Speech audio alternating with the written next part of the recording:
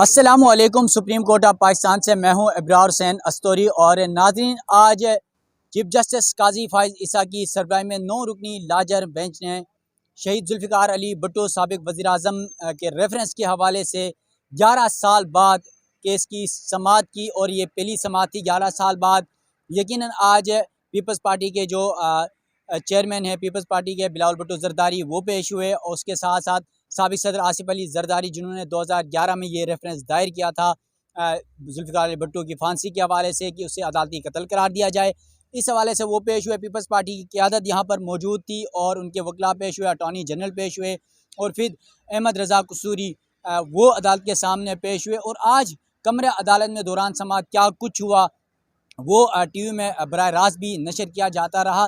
ताहम कुछ ऐसे फैक्ट्स हैं जिसके हवाले से आप नाज़रीन को आगाह करना ज़रूरी है। मेरे साथ मरियम नवाज़ खान मौजूद हैं, जियो से वाबस्ता हैं, सुप्रीम कोर्ट की रिपोर्टर हैं, कमरे अदालत में मौजूद थी।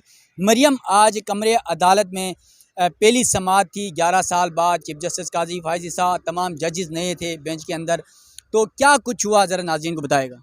अब्रार भाई, आज की समाअत में तो बेसिकली क्योंकि 11 साल बाद मुकर्रर हुई, लोगों की मेमोरी भी बड़ी वीक होती है। ऑब्वियसली जजेस को भी इतना नहीं मालूम था, तो पहले तो उसको रिकॉल किया गया। जो रेफरेंस था उसको दोबारा से अदालत के सामने पढ़वाया गया। अटॉर्नी जनरल से अदालत ने ये कहा कि आप ये रेफरेंस दोबारा पढ़ें। जो अदालती सवालात थे, बाद में जो कुछ इसमें हुआ वो सब कुछ पढ़ाया गया। लेकिन इस सारी एक्सरसाइज के बाद बीच बीच में इंटरवीन करते रहे जो अहमद रज़ा कसूरी साहब थे, जो कि इस रेफरेंस के ख़िलाफ़ हैं, मुखालिफ हैं वो। और उसके अलावा फ़ारूक़ेश नाइक, जो कि पाकिस्तान पीपल्स पार्टी की जानिब से इसमें आज अदालत में मौजूद थे, वो बार बार अदालत की मामलत के लिए सामने आते रहे। लेकिन अदालत ने प्रेफर यही किया कि वो अटॉर्नी जनरल को सुने, क्योंकि उन्होंने पहले अटॉर्नी जनरल से ये पूछ लिया था कि क्या क्योंकि ये सदारती रेफरेंस है और आमतौर पर जो सदारती रेफरेंस होता है वो अटॉर्नी जनरल या अटॉर्नी जनरल का मुकर्रर करदा कोई वकील जो है वो उस रेफरेंस को लड़ता है सदर की जानिब से। तो अदालत ने जब ये सवाल किया कि अभी जो मौजूदा हुकूमत है क्या वो इस रेफरेंस की पैरवी करना चाहती है, तो उस पर अटॉर्नी जनरल ने कहा कि उनको कोई एडवर्स यानी उनको कोई जो कॉन्ट्रडिक्टरी एडवाइस नहीं है, यानी कि उनको मना नहीं किया गया। तो इसका मना ना करने का मतलब हाँ ही है। तो एग्जैक्टली तो वो इस रेफरेंस को फिर उन्होंने अदालत के सामने रखा। ये बताया कि क्या क्या सवालात हुए थे आज तक, इस रेफरेंस में क्या क्या जो है वो अपडेट्स हुई। उसके अलावा उन्होंने ये भी बताया कि अदालत ने इससे पहले दरख्वास्तों के ऊपर जो पंजाब पुलिस है उससे मुख्तलिफ इसका रिकॉर्ड मंगवाया था। उसके अलावा रेफरेंस के मुतालिक मुतअद्दिद हुक्मनामे, जब ज़ाहिर है पहले 6 समातें हो चुकी हैं, आखिरी समात 12 नवंबर 2012 को हुई थी, तो तब भी ये रिकॉर्ड्स वगैरह मंगवाए गए थे अदालत की जानिब से। तो अदालत ने दोबारा वो तमाम तर रिकॉर्ड मंगवाया है आज, और ये भी कहा है कि जो मौजूदा रेफरेंस है इसकी मेंटेनेबिलिटी यानी इसके काबिल समात होने पर अदालत की मामलत की जाए। यानी अदालत ये भी समझती है कि शायद ये रेफरेंस अभी काबिल समात नहीं है, और अदालत के ये समझने के पीछे आज की जो पूरी समात थी वो बेसिकली जस्ट एक स्टार्टअप एक्सरसाइज थी। जैसे आप एक्सरसाइज से पहले थोड़ा वार्म अप हो जाते हो कि फिर आप बाकायदा एक्सरसाइज करते हो, तो ये वो था। तो उसके लिए अब जाहिर है अदालत ने थोड़ा सा पहले खुद को वार्म अप किया, पहले सारा बैकग्राउंडर देखा, और उसके बाद जस्टिस मंसूर अली शाह ने बड़े वैलिड क्वेश्चन उठाए। और उन्होंने ये कहा कि जब सुप्रीम कोर्ट जुल्फ़िकार अली भुट्टो को फांसी दे चुकी, उसके खिलाफ नजर षानी भी मुस्तरद कर चुकी, तो सुप्रीम कोर्ट का जो फैसले हैं वो हतमी होते हैं, चाहे वो अच्छे हों बुरे हों, उन पर कोई तनकीद करे या कोई उनके हक में बोले, वो जो तमाम तर फैसले होते हैं वो हतमी फैसले होते हैं। तो जब पाकिस्तान के आइन में दूसरी नजरसानी यानी क्यूरेटिव रिव्यू का कोई तसव्वुर नहीं है, तो ये अदालत कैसे उस फैसले को पर जो है वो इस अदालती रेफरेंस जो है वो सुन सकती है। उसके अलावा उन्होंने एक बड़ा पर्टिनेंट क्वेश्चन ये भी रेज़ किया कि क्या कल को सदर मुमलिकत को अगर लगेगा कि इस अदालत के किए गए तमाम फैसले बुरे हैं या इस अदालत के फैसलों में कोई मसला है, तो वो रेफरेंस भेजेंगे और अदालत उन तमाम चीज़ों को दोबारा देखने लगेगी। और ये बड़ा वैलिड क्वेश्चन था, जिसकी वजह से काफ़ी दिनों से ज़ाहिर है ये एक जुल्फ़िकार अली भुट्टो से मुतालिक एक इमोशनल डिबेट है। हर कोई समझता है कि वो अदालती कत्ल था और उसको करेक्ट होना चाहिए, चाहे उसकी पॉलिटिकल एफिलिएशन कुछ भी हो। तो अब उसके अंदर प्रॉब्लम ये था कि इन क्वेश्चंस को अगर ये दिमाग में दर्द कर भी रहे थे तो कोई सामने नहीं रख रहा था, लेकिन जाहिर है अदालत को कोई ना कोई बेस चाहिए। तो अदालत ने वो तमाम सवालात किए, अदालती मुआवनीन मुकर्रर किए गए। 2 अदालती मुआवनीन यानी मखतूम अली खान और अहमद अली कुर्द, ये वो हैं जो 2012 में मुकर्रर किए गए थे। उन्होंने आज भी रजामंदी ज़ाहिर की। बेशतर का इंतकाल हो चुका है जो उस वक़्त मुकर्रर किए गए थे। उनमें आसमा जहांगीर साहिबा हैं, लतीफ़ा अफरीदी साहब हैं, उसके अलावा जो एस एम ज़फ़र साहब हैं, उन सबको उन समेत कई बड़े वकला जो है वो अदालती मुआवनीन मुकर्रर किए गए थे और अब उनका इंतकाल भी हो चुका है। एतज़ाज़ एहसन ने बड़ी एक अजीब सी बात है कि ये एक्सपेक्ट किया जा रहा था कि वो शायद आके इस रेफरेंस की पीपल्स पार्टी की जानिब से नुमाइंदगी करेंगे, लेकिन उन्होंने तो रेफरेंस में अपनी मुआवनत से ही इनकार कर दिया। ये भी एक थोड़ा सेटबैक था। उसके अलावा फिर अदालत को जब लगा कि उनको तो बहुत सारे पॉइंट्स के ऊपर मुआवनत दरकार है, तो उन्होंने 9 मुआवनीन मुकर्रर किए, जिनमें जस्टिस रिटायर्ड मंजूर मलिक, जो कि आजकल चीफ जस्टिस कादी फ़ाइज़ ईसा को मुझे लगता है वो उनका नाम बहुत अच्छे से याद हुआ है, वो हर चीज़ में पहले उनका नाम प्रपोज़ करते हैं। उन्होंने किया, बेंच ने कोई एतराज़ नहीं किया और फिर उनको अदालती मुआविन मुकर्रर किया गया और उनकी मुआवनत को उनकी रज़ामंदी से मशरूत भी किया गया, यानी वो अगर चाहेंगे तो वो आएँगे, यानी उनको अदालत हुक्म नहीं दे रही। हालाँकि आई थिंक अदालत के पास इख्तियार है कि वो हुक्म दे सकती थी। उसके अलावा ख्वाजा हारिस साहब को अदालती मुआविन मुकर्रर किया गया, बैरिस्टर सलमान सफ्तर को अदालती मुआविन मुकर्रर किया गया। आइनी मामलात के ऊपर बैरिस्टर सलाहुद्दीन को मुकर्रर किया गया है अदालती मुआविन। बैरिस्टर खालिद जावेद जो कि साबिक अटॉर्नी जनरल हैं, उनको किया गया है। उसके अलावा फैसल सिद्दीकी साहब को अदालती मुआविन भी मुकर्रर किया गया है। यासिर कुरैशी एक लॉयर हैं, उनको भी किया गया है। और जो फ़खरुद्दीन जी इब्राहिम के बेटे हैं जाहिद इब्राहिम, उनको भी अदालत ने मुआविन मुकर्रर किया। तो आज तकरीबन 9 मुआविनीन मुकर्रर किए गए हैं। इन मुआविनीन के अलावा 2 ऑलरेडी मुआविनीन हैं, यानी टोटल 11 मुआविन हैं। उसके अलावा बार काउंसिल्स को भी नोटिस किया गया है। तो इसका मतलब है कि केस कम अज़ कम जनवरी का महीना तो ले जाएगा। और अभी ये भी चीफ जस्टिस ने कहा है कि जनवरी के दूसरे हफ्ते में जब इस केस को दोबारा समाअत के लिए मुकर्रर किया जाएगा, तो इसकी रोज़ाना की बुनियाद पर समाअत होगी और फिर इसमें कोई एडजमेंट्स नहीं दिए जाएंगे, क्योंकि सुप्रीम कोर्ट चाहती है कि पहले ही बहुत ताख़ीर हो चुकी है, जिस पर सुप्रीम कोर्ट ने आज अफसोस का इजहार भी किया और कहा कि बदकिस्मती है कि इतने सालों से ये केस मुकर्रर नहीं हो सका, इसलिए अब वो समझते हैं कि इस केस को समाअत के लिए मुकर्रर होकर इसका जल्द जो भी सुप्रीम कोर्ट ने आर्या पार फैसला करना है वो कर दें। अब देखना ये होगा कि सुप्रीम कोर्ट ये कैसे तय करती है कि अपने ही फैसले के खिलाफ एक सदारती रेफरेंस को इंटरटेन किया जाए। इमोशनल होने के अलावा अगर ये देखा जाए कि मुल्क में जो मुख्तलिफ अदालती निज़ाम में मुख्तलिफ जो केसेस चल रहे हैं वो किस तरीके से इफेक्ट हो सकते हैं, तो ज़ाहिर है फिर वो अदालत को सोचना होगा कि अगर इस तरह से सदारती रेफरेंस आने लगे, फॉर एग्जांपल अभी सदर आरिफ अलवी बैठे हैं और इमरान खान की नाअहली के फैसले के खिलाफ वो किसी भी अदालत में रेफरेंस दे देते हैं, सुप्रीम कोर्ट अगर उनको नाअहल करार दे देती है या उनके केसेस में उनके खिलाफ एडवर्स ऑर्डर पास करती है और सदर मुमलिकत जो है वो रेफरेंस दाखिल कर देते हैं, तो क्या अदालत उस फैसले को भी ओवरटर्न करेगी? तो एक रिवायत अदालत नहीं बनाएगी। गलती दुरुस्त ज़रूर कर सकते हैं, लेकिन आई थिंक कि मेंटेनेबिलिटी पर अदालत को थोड़ा प्रॉब्लम होगा। अच्छा मरियम, आज सुप्रीम कोर्ट में चीफ जस्टिस काजी फाइज साहब और जो मोअज़्ज़ज़ बेंच है उनकी जानिब से जो जुल्फ़िकार अली भुट्टो के जो फैमिली है उनके हवाले से भी दौरान समाअत कहा गया कि वो भी अगर इस केस में फ़रीक बनना चाहते हैं तो हो सकते हैं।